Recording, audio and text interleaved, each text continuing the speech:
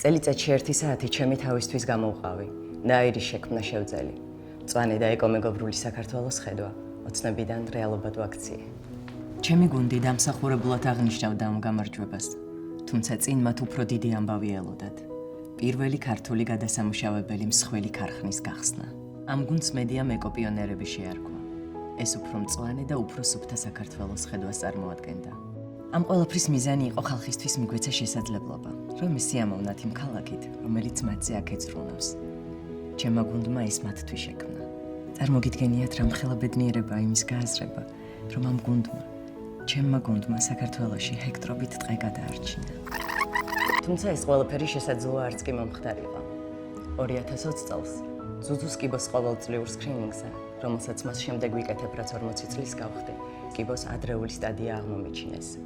ამ დაავადებას დასაწყის ეტაპზე მივუსწარი, რამაც მკურნალობა შესაძლებელი გახადა.